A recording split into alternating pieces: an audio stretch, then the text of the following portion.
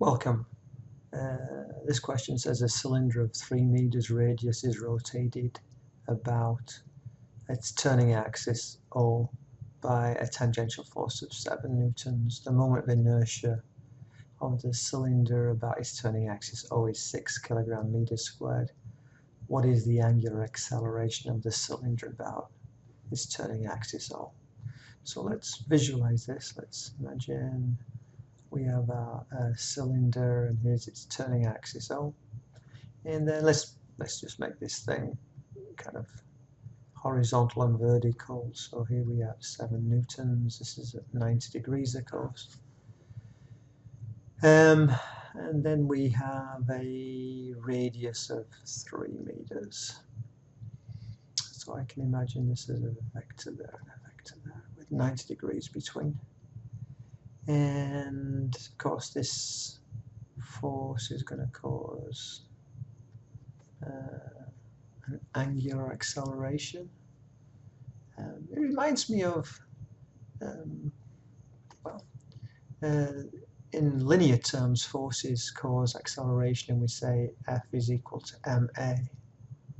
And in angular terms, we can take the angular equivalent, which is torque is equal to I alpha, where torque is the, if you like, the angular equivalent of a force, and moment of inertia is the angular equivalent of mass, and angular acceleration is the angular equivalent of linear acceleration. And of course I can say, well, torque is equal to the force times the distance from the turning axis to the force times the angle, sine of the angle between the two, and in this case that angle would be 90 degrees. And this is equal to I, the moment of inertia. I'm actually given the moment of inertia in this case, and we need to find the alpha. So I can say, oh, okay, let's put numbers in now. 7 times 3. And because these two are at 90 degrees to each other, this is sine 90 is equal to our moment of inertia, and our moment of inertia is 6 times alpha. So rearranging, alpha is equal to 21 sine 90 over 6, which equals 21 over 6, which equals 7 over 2.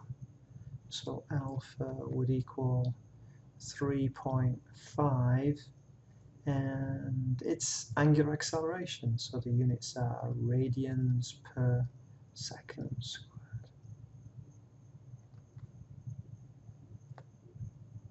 Now, the way I've drawn it, it is going in a clock. The angular acceleration is pointing in a counterclockwise direction. So really, my angular acceleration, to keep our convention of clockwise is negative and counterclockwise is positive, would be negative 3.5. But that's a subtle point which we'll use more later on. I could have made it more interesting by not actually giving you the moment of inertia. I could have told you it's a solid cylinder. I could have given you its mass. I've already given you the radius. So I could have had you work out what the moment of inertia is. So I can make this problem a little bit more interesting. But in principle, this is how you approach these angular acceleration problems. And there we have it.